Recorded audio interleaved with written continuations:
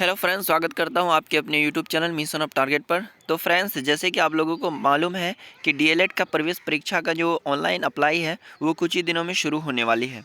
जैसे कि पिछले जो साल जो भी लोग अप्लाई किए थे उनका एडमिशन संपन्न हो चुका है, उनमें से मैं भी हूँ। और जो हमारा डाइट कॉलेज का जो ट्रेनिंग वगैरह है, यानी क्लास है, कोर्स है, वो सारी चीज़ें पूर्णतः चालू हो चुकी है। अब जो स्टूडेंट फॉर्म भरेंगे, अप्लाई करेंगे, उनकी जो एडमिशन प्रोसेस होगा वो बहुत ही जल्दी होने वाला है। तो चलिए हम लोग इस नोटिफिकेशन के माध्यम से कुछ कुछ समझाने का प्रयास करते हैं, जो बहुत ही इम्पोर्टेंट बात है इनमें। और सिलेबस के अंदर जो बहुत सारी बदलाव किया गया उनके बारे में भी हम चर्चा करने वाले हैं। चलिए फ़िलहाल सबसे पहले हम लोग एक दो चीज़ को देख लेते हैं। अगर उम्र की बात करें तो उम्र जितने भी जो भी 12th पास आउट स्टूडेंट है उनका जो अंक की बात करेंगे, मार्क्स की बात करेंगे, परसेंटेज की बात करेंगे, तो उनका 10th में कम से कम 50+% होना चाहिए और 12th में भी 50+% होना चाहिए। ठीक है दोस्तों, समझ में आ गई होगा। अगला स्टेप हम लोग चलते हैं कि उम्र का बात करें तो 17 से प्लस उम्र होना चाहिए उनका, जो जनवरी से जोड़ा जाएगा। अगर जनवरी से जोड़ करके अगर आपका अब तक 17 साल पूरा हो गया तो इस फॉर्म को आप अप्लाई कर सकते हैं, इसमें कोई डाउट नहीं है। उनके अगला प्रोसेस क्या है, प्रवेश प्रक्रियाएँ।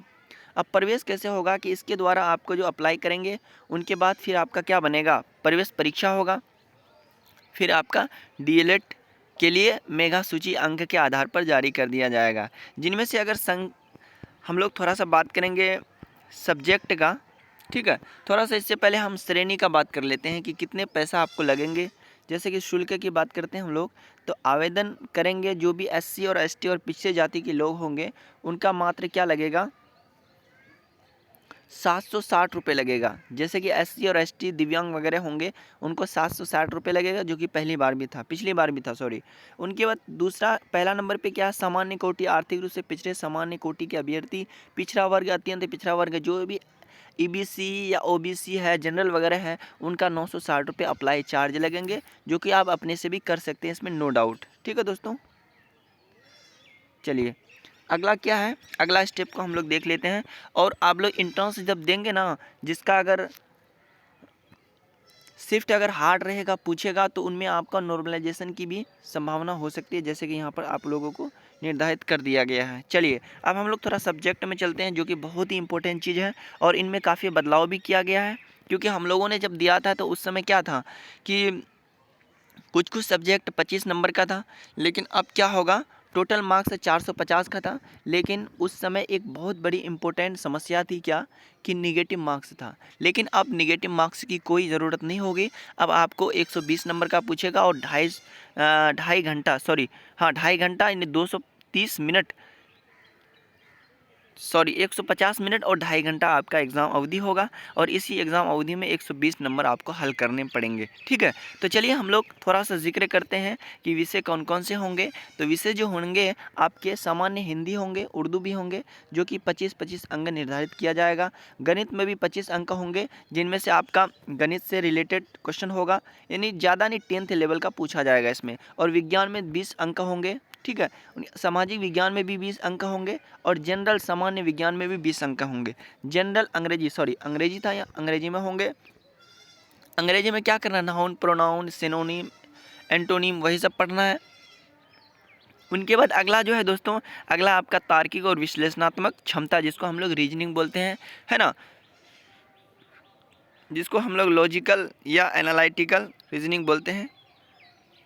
तो इस तरह से जो टोटल मार्क्स होंगे आपका वो 120 नंबर का होगा। इनमें से आपका जो भी मेगा सूची बनेगा, है ना, उसी के आधार पर आपका मेरिट में नाम आएगा और आपका एडमिशन की प्रक्रिया होगी। और एडमिशन प्रक्रिया से संबंधित थोड़ा सा हम लोग कुछ बोल लेते हैं कि आपको क्या क्या डॉक्यूमेंट्स रेडी करके रखना है ना।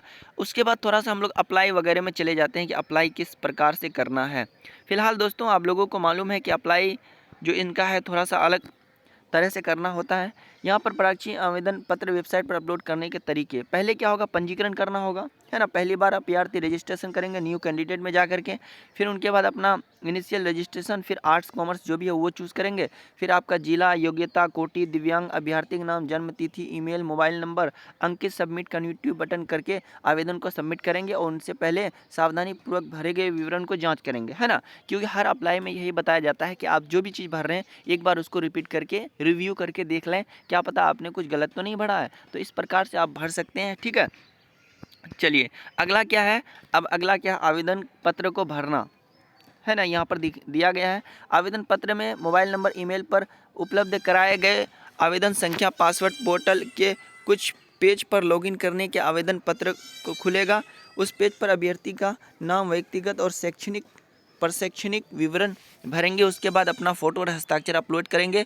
उनके बाद शुल्क की राशि का भुगतान करेंगे, है ना दोस्तों। सारा कुछ अपलोड करने के बाद फिर आप लोग क्या करेंगे, पेमेंट करेंगे, है ना। फिर अपलोड रंगीन फ़ोटो करेंगे जिसकी आप क्या होगा, क्षमता होगा 100 KB, उनके बाद 150 KB, उसके बाद इतना सेंटीमीटर इसकी लंबाई चौड़ाई होनी चाहिए, ठीक है दोस्तों। फिलहाल यहाँ पर चलिए हम लोग थोड़ा सा दस्तावेजों को देख लेते हैं कि क्या होगा। दस्तावेजों में प्रमाण पत्रों को अपलोड करना, मैट्रिक, इंटर, अनुसूची यानी जाति, फिर अत्यंत पिछड़ा जाति, फिर उनके बाद क्या होगा, नीचे जो है आपका आर्थिक रूप से EBS EWS जो होता है वो भी डालना पड़ेगा आपको। दिव्यांग के लिए जो भी है उसको भी, स्वतंत्रता सेनानी में है वो भी, अगर है अगर नहीं है तो नो करते जाइएगा। फिर इस प्रकार से आपकी आवेदन की प्रक्रिया संपन्न हो जाएगी।